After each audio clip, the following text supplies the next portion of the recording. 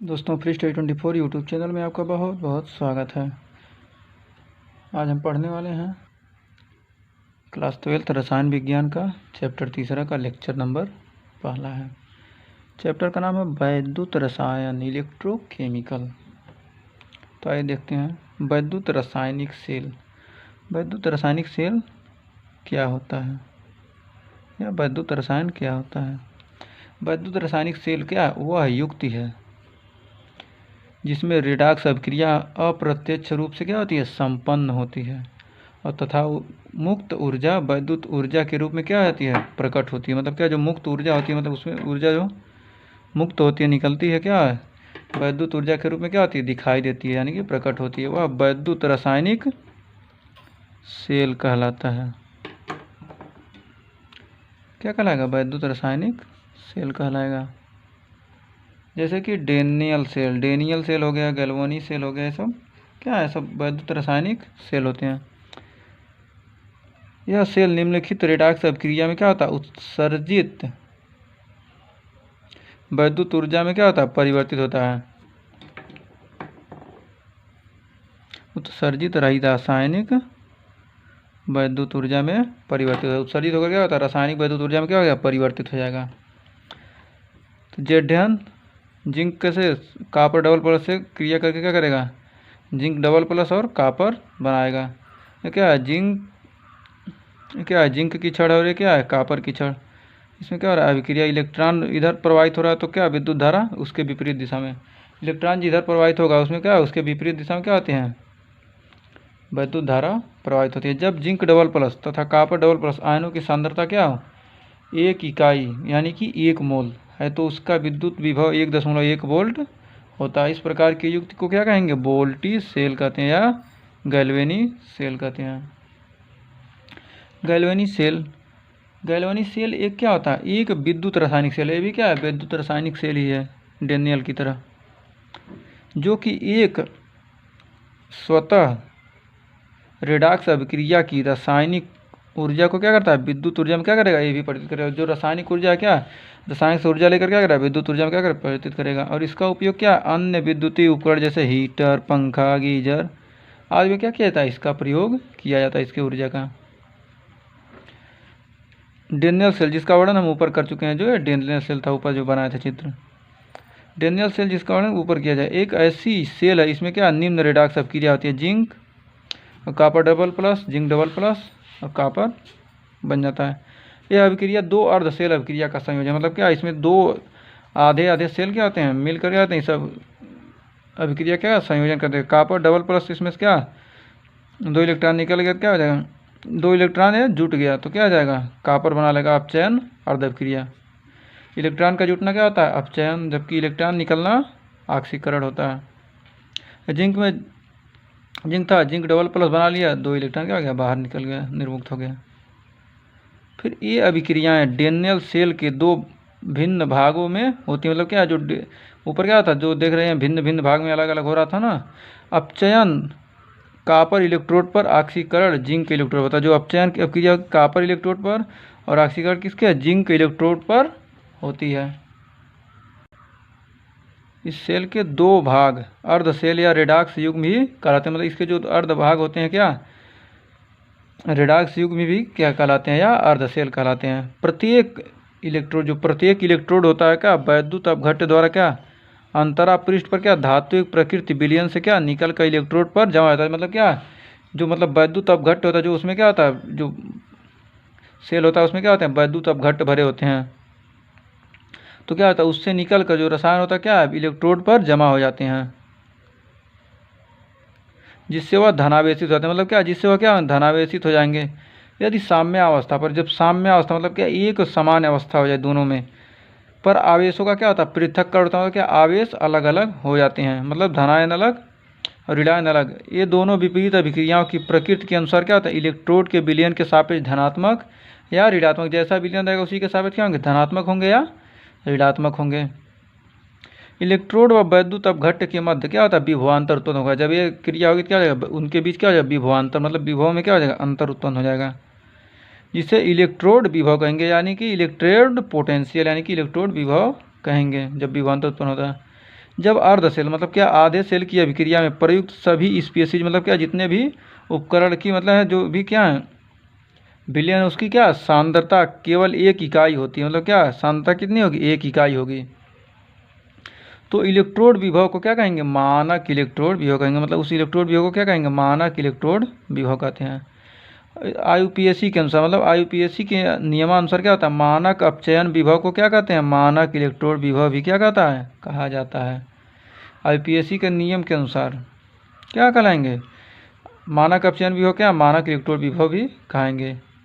फिर गैल्वनी सेल की वह अर्ध सेल मतलब गैल्वनी सेल क्या है, वह अर्ध सेल है, मतलब क्या गैल्वनी सेल जो है क्या वह अर्ध सेल है जिसमें ऑक्सीकरण होता है एनोड पर। अक्सर किस पर होगा, एनोड, और इसका विभव विलयन के सापेक्ष क्या होगा, ऋणात्मक होगा। मतलब ऑक्सीकरण होगा किस पर, एनोड पर होगा क्या ऑक्सीकरण, और इसका विभव विलयन के सापेक्ष क्या हो जाएगा, ऋणात्मक होगा। जबकि अर्ध सेल का अपचयन कहाँ होता है, कैथोड पर, कैथोड पर अपचयन होगा तथा क्या होगा, इसका विभव विलयन के सापेक्ष क्या आ जाएगा, धनात्मक होता है। ऋणात्मक था, ये क्या हो रहा है, धनात्मक हो रहा है। विद्युत धारा के प्रवाह की दिशा, जो विद्युत धारा है उसके प्रवाह की दिशा इलेक्ट्रॉन के प्रवाह की दिशा क्या क्या होती है, विपरीत। मतलब क्या है, जिधर इलेक्ट्रॉन प्रवाहित होगा उसके विपरीत क्या होगी, विद्युत धारा हमेशा प्रवाहित होती है, ये तो बात ध्यान रखिएगा। गैल्वनी सेल के दोनों के बीच विभवांतर सेल विभव क्या कहलाता है। जब गैल्वनी सेल में क्या दोनों के बीच यदि विभवांतर है तो क्या कहेगा, सेल का वह विभव कहलाएगा।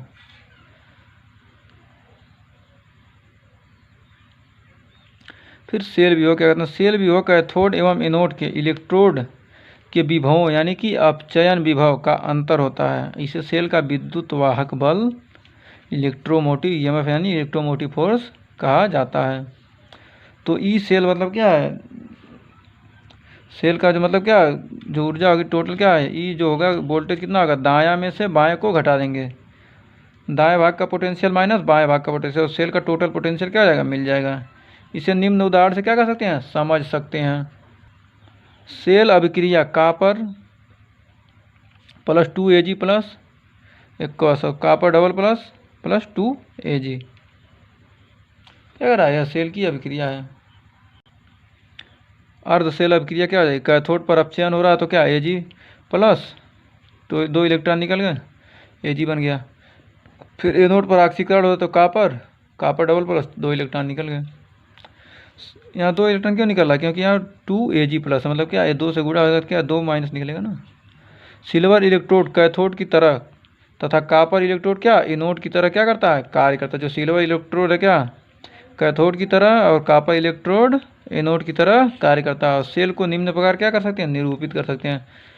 Cu ऐसे कर देंगे, कापर डबल प्लस फिर डबल हैश लगा देंगे, Ag प्लस फिर सिंगल है Ag, ई सेल दायां माइनस ई बायां, तो ई Ag प्लस अपान Ag, ई माइनस ई Cu डबल प्लस अपान Cu। इलेक्ट्रोड विभव का मापन, इलेक्ट्रोड विभव मापते कैसे हैं। तो इलेक्ट्रोड विभव क्या, किसी धातु की छड़ का इलेक्ट्रोड विभव मापन मानक हाइड्रोजन इलेक्ट्रोड से, मतलब क्या मानक एक मान लिया जाता है कि ये क्या हाइड्रोजन इलेक्ट्रोड है के साथ सेल बनाकर ज्ञात कर सकते हैं। देखिए ये क्या मानक हाइड्रोजन इलेक्ट्रोड है और क्या है, ये जिंक का एनोड है, ये कैथोड है। यहाँ पर क्या लगा है, पोटेंशियोमीटर, मतलब ये विभव नापेगा। यहाँ से 25 डिग्री सेल्सियस पर H2 गैस को क्या कर रहे हैं, 1 ATM दाब पर क्या कर रहे हैं, इस विलयन में प्रवाहित कर रहे हैं। तो ई सेल बराबर ई कैथोड माइनस ई एनोड, मतलब क्या ई सेल का मान क्या कैसे क्या कर सकते हैं, ई कैथोड में से ई एनोड घटा देंगे तो क्या हो जाएगा, सेल का क्या हो जाएगा, विभव ज्ञात हो जाएगा। कंडीशन, यदि मानक हाइड्रोजन इलेक्ट्रोड क्या हो कि सापेक्ष कापर की छड़ होता, मतलब इसके सापेक्ष क्या है, यहाँ कापर की छड़ होता, कापर की छड़ क्या करेगी, कैथोड की तरह काम करेगी। यहाँ तो एनोड की तरह जिंक है तो क्या एनोड है, यदि कापर क्या हो जाएगा, वह कैथोड की तरह क्या करेगा, कार्य करेगा। कापर छड़ कैथोड की तरह क्या करती, कार्य करती है। तो ई सेल का इसका मान क्या हो जाएगा, सब यहाँ पर लगा देना, तो क्या यहाँ जब विभव नाप रहे हैं पोटेंशियोमीटर से क्या 0.34 वोल्ट आ जा रहा है, तो एनोड पर क्या हो जाएगा, एनोड क्या हो जाएगा, 0 हो जा रहा है। मतलब क्या एनोड है या नहीं है, जब कैथोड बन गया तो क्या हो गया, एनोड 0 हो गया। तब ई सेल का मान क्या आ जाएगा, ई कैथोड माइनस ई एनोड। तो एनोड क्या है, जीरो है, यहाँ पर एनोड है ना, जब कैथोड का कापर की छड़ काम करे तो एनोड है ही या नहीं है, तो क्या है उसका मान जीरो हो जाएगा। तो फिर ई कैथोड में यहाँ जीरो रख दिए तो कैथोड का मान क्या आ जाएगा, ई कैथोड का मान 0.34। तो कापर का इलेक्ट्रोड भी हो कितना माप लिए, 0.34 माप लिए।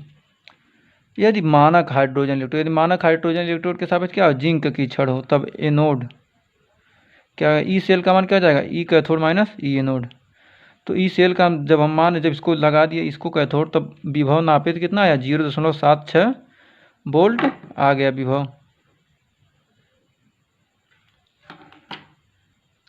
तभी कैथोड का मान क्या हो जाएगा, जीरो हो गया। जब एनोड एनोड बन गया तो क्या कैथोड है या नहीं है, तो जीरो हो गया।